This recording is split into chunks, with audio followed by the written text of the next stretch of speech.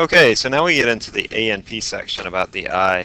The eye is a sphere, first of all. The sphere is filled with clear fluids,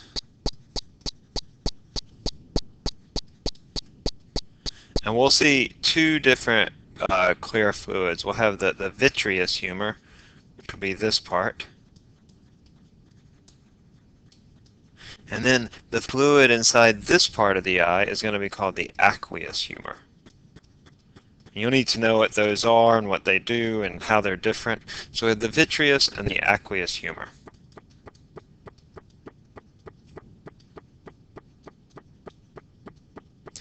It contains the lens and the ciliary body.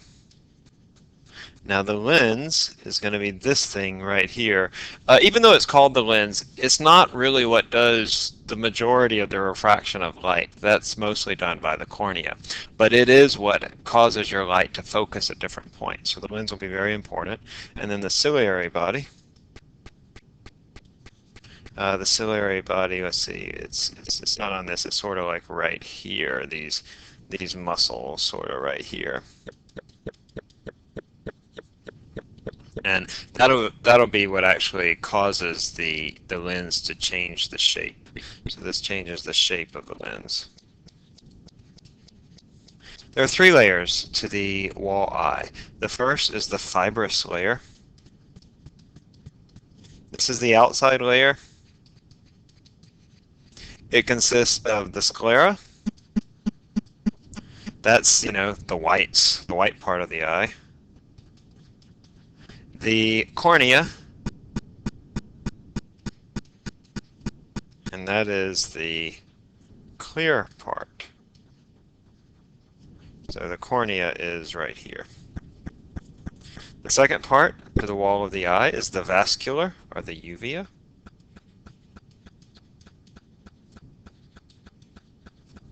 And this consists of the choroid, the ciliary body, and the iris.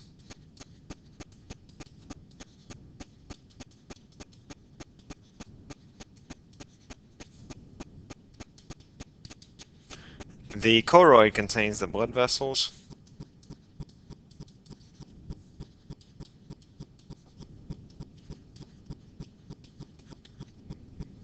The choroid, it's listed just like right here. It's the outer part of the eyeball, or excuse me, I'm sorry, that is the vascular part of the eyeball. It contains the blood vessels. The ciliary body contains muscles. Tiny little muscles. To change the shape of the lens. So these little muscles right here, they'll either stretch out the lens or they'll squeeze it down so that it's wider in the middle. Change the shape of the lens.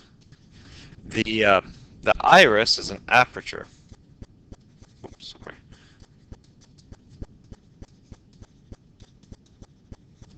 That changes the shape of the pupil. The iris primarily is to prevent spherical aberration. Well, it really serves two purposes, but let's talk about the spherical aberration. When you have a spherical lens and you get light rays that come into the outer part of the lens, they focus at a point like that. But when you have a spherical lens, light rays that come to different parts of the lenses will focus at different points, at different focal points. And that causes a problem when you have a spherical lens. Now, there are ways to get rid of this aberration. An aberration is just a fuzzy image. And because I have different focal points at different places, I have part of my image formed here, and then I have other images that are formed here, and it just makes for an overall fuzzy images.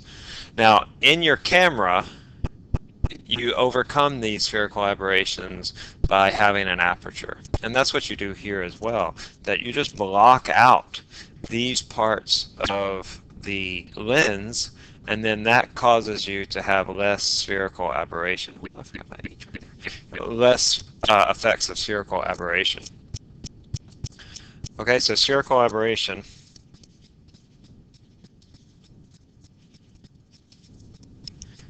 Sorry, I'm going to have to pause for a second.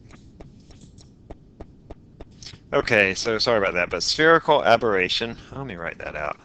So spherical aberration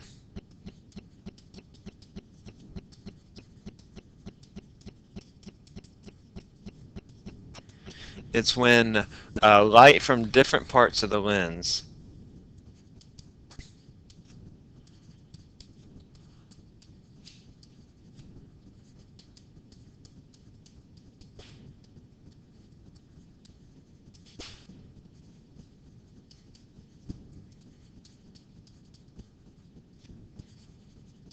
focus at different image distances.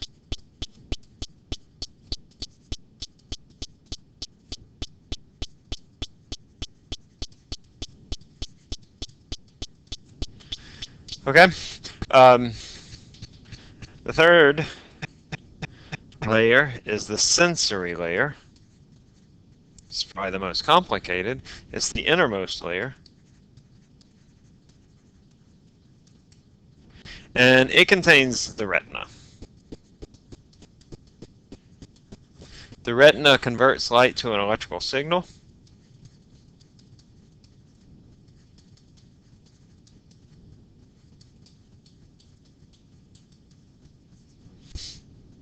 And the retina contains rods and cones. I have a physics girl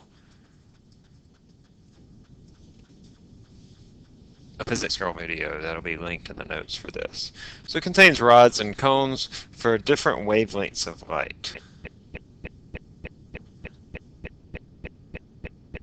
Rods are for low light situations.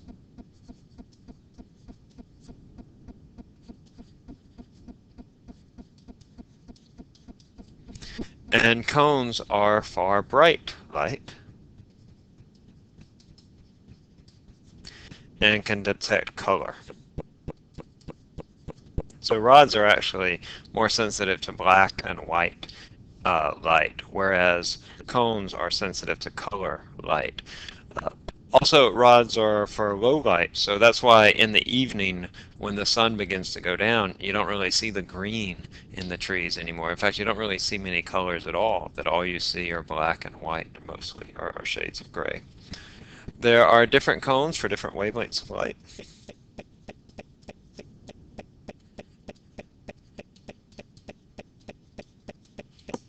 That is our red, green, and blue. Oops, red, green, and blue. By the way, that's where we get RGB. Those are three primary colors. And people who are colorblind are missing one or more of these sets of cones.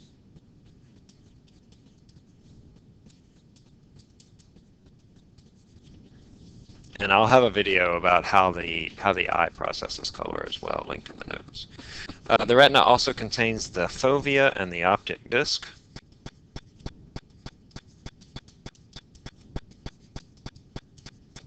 The fovea is at the back of the eyeball, and it has a high concentration of cones.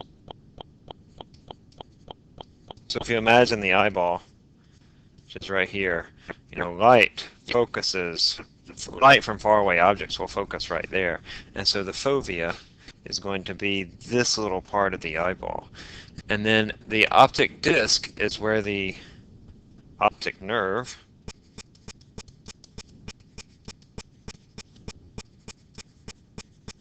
is attached to the brain.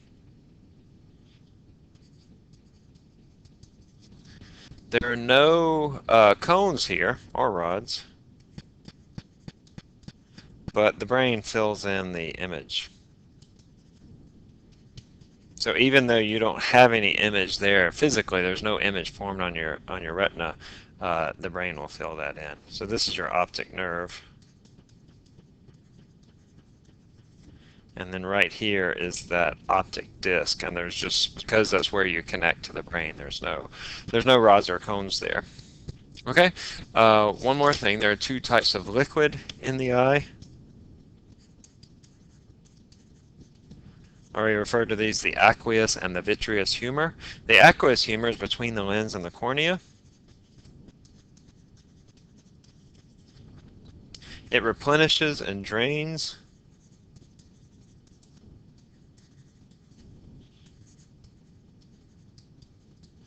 to bring nutrients and flush out waste.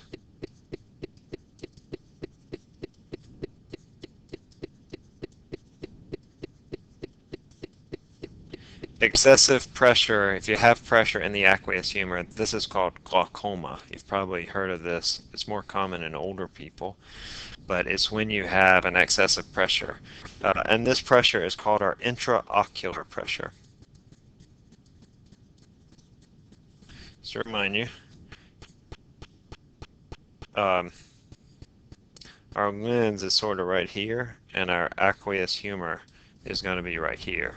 And you'll have ducts to actually drain that aqueous humor out, and then you also have a replenishing source, so it's constantly being replenished, bringing nutrients to the eye and then flushing out waste from the eye. And then the last one is the vitreous humor. This is not replenished. It is not, or excuse me, it is not drained. It's also not replenished. And it helps keep the shape of the eyeball.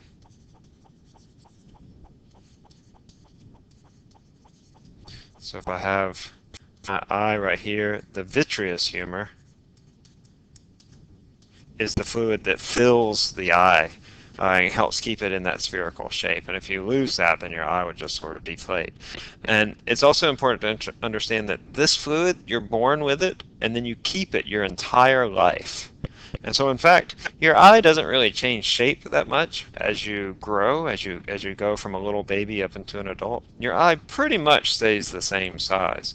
And so that vitreous humor, whatever you're born with, you keep for your entire life. And by the way, it's also why babies are cute, because babies have eyes that are too big for their head.